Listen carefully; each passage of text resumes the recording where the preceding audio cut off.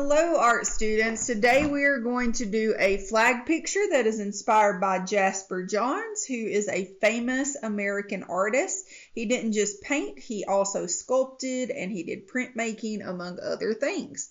He is most known for his flag art, so I encourage you to look his work up. A lot of it looks very representational, meaning that you could see that it is exactly a replication of a flag, right? Not photorealistic, but you can tell what he was going for, so it's considered representational. And then he also did some abstract expressionist artwork, so the flags were abstract and had some different color applications on them. He also participated in pop art and something called Neo-Dada, which if you really want to look something crazy up, you can do that. But we're going to focus on his iconic flag art. So as usual, you will get a paper that has some starter lines on it, but I'm going to show you how to draw this prior, and then hopefully you'll practice it at home. So if you have a sheet of paper, it needs to be turned long ways, which is horizontal. This is vertical, so this is horizontal. So we're going to turn it sideways. And the first thing that you will do is come down from the top of your corner, and you're just going to do like a wavy rectangle. A wavy rectangle. And then I'm going to go in, and in the middle of that wavy rectangle from the top to the bottom, I'm going to draw a loose line. This is not a super erratic line. Think about like a snake kind of slithering through the sand, having an easy day. Nobody's running behind him. He's just relaxed, bathing in the sun. So it's going to be a very slow moving line. On the corner of that rectangle, you're going to do the same thing. And then basically you're just going to repeat that. You do want to be cognizant of the width in between each of these. So while this is more abstract, it's not going to be exactly the same size, but you also don't want there to be a huge difference between each section, right? And depending on each student, some of you are going to have more lines than the other. Notice mine at the bottom, cut off right there. That's okay. So everybody will have a sheet of paper, and what I want you to do is take your pencil and lightly at the bottom of this rectangle, this corner, I'm going to draw that slow slithering snake that goes to the edge of my paper. And then I'm going to go up in between these two lines. I'm going to draw another wavy line, and I will repeat that all the way down my paper and again. So you're striving to try and make sure the thickness in between each section is kind of close.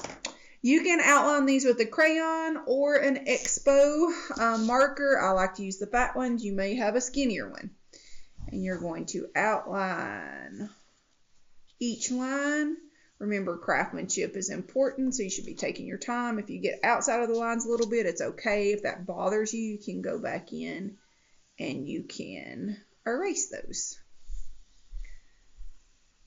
After you get everything outlined, you are going to find a white crayon. Now, if you do not have a white crayon, you can also use gray, and you could see if one of your neighbors had a crayon that you could borrow as well. So my crayon box at the house, I do not have a white one, so I'm going to have to problem solve, and I'm going to use the gray, and I'm fine with it. It is okay.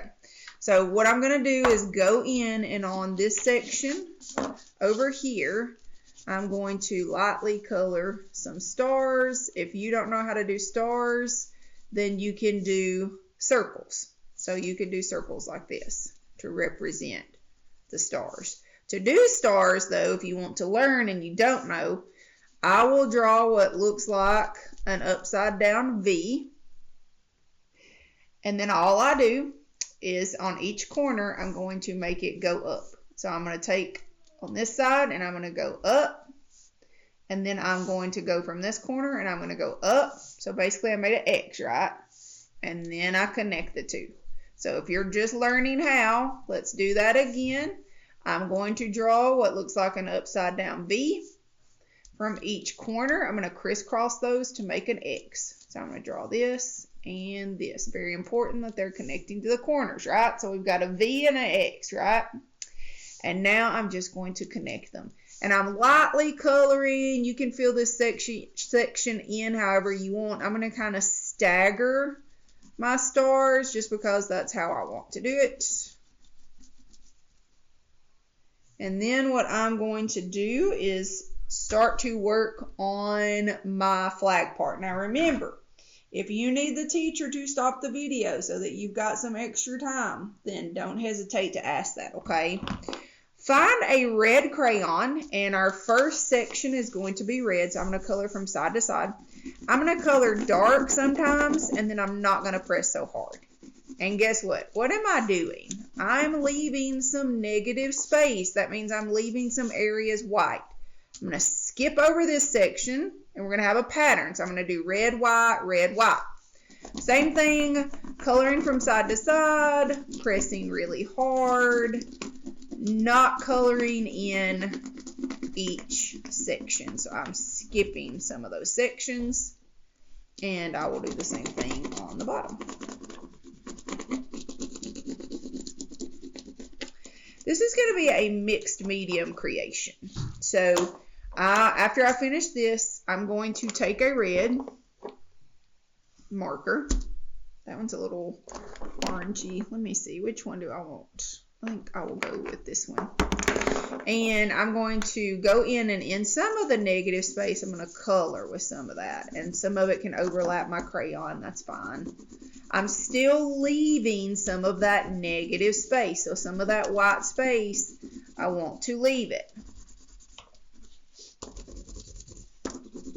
Okay, this is abstract.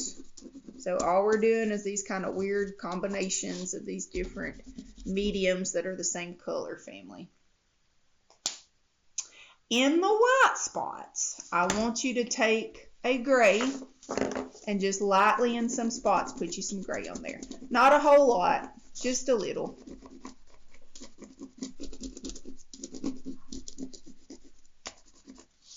Okay, and after you've done that, this is what we're going for, what it should look like. Doesn't look so great yet, but it will.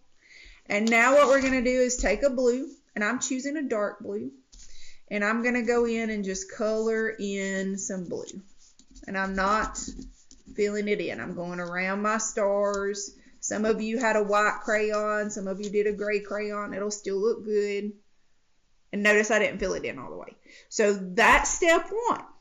And remember, you can ask your teacher to stop before we move on to the next step. And she or he may need to pause the film anyways to get watercolor materials out if you don't have them. The next step will be going back in with our watercolor.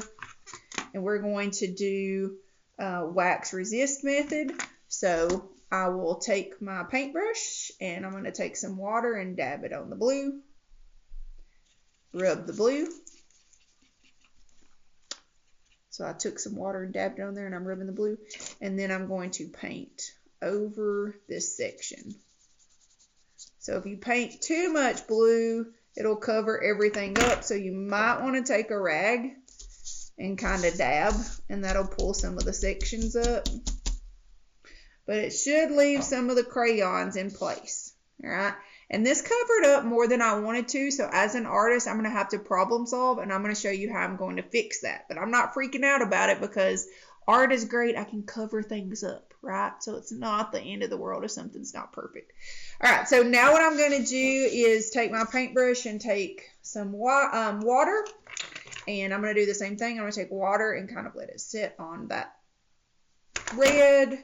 Rub the red, and I'm going to go over my red areas.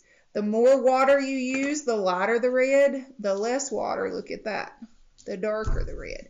But notice I'm not getting rid of all of those colors because our artist was known for using different colors on his work, right? So I want it to be different color reds. I want for the crayons to show. I want for the markers to show. I want to see all of that nice texture. And sometimes when I get finished with the work of art like this, I'll even go back in with more crayon on top and add just because I like how that layering looks.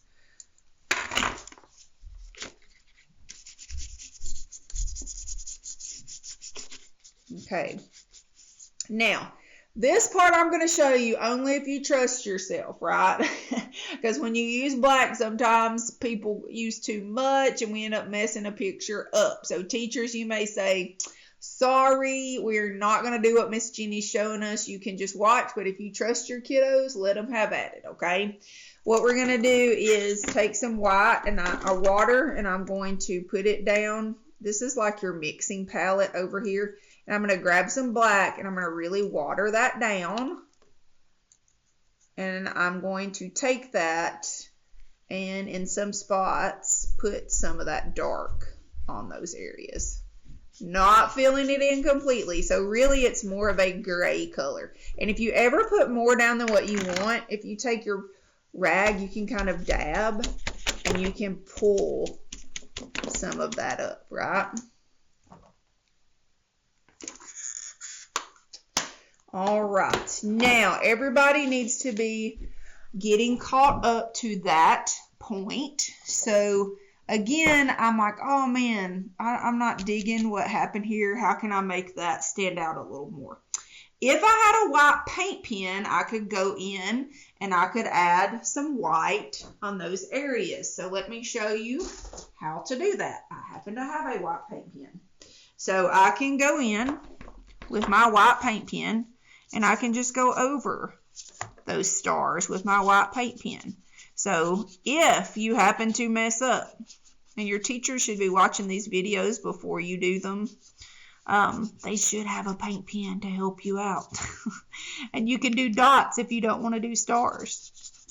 Something else I could have done if I'm like, man, that's still not showing up exactly how I want. I could go back in with a thin marker and I could kind of outline and lift around those stars. I'm going to switch to a thinner marker for that. So when I say outline and lift, it's exactly what it sounds like. I'm going to outline and lift. So I'm never going to outline those stars completely in black. I just don't like how that looks. So I can outline pretty much all of it, but I'm not going to outline it completely because if the star is kind of janky looking and I outline it completely, it's really just going to draw attention to those imperfections. So I'm just kind of outlining and lifting and going around. Okay. And so at this point, if I were your art teacher, I would go back and look at some more of the artist work and see if you want to layer and add some other colors. You obviously have to make sure your work is dry, because if I start going back in and coloring on this right now and it's not dry, it's going to really make it not look so good. So you definitely don't want to do that. But you can when it's dry if you want to go back in and add some more textural elements and color with some different blues and maybe get that gray out again. If you've got a different red that you wanted to add in there, you can do that. And you can see how I'm just going back and forth and adding some different textural elements in there. So that is our flag.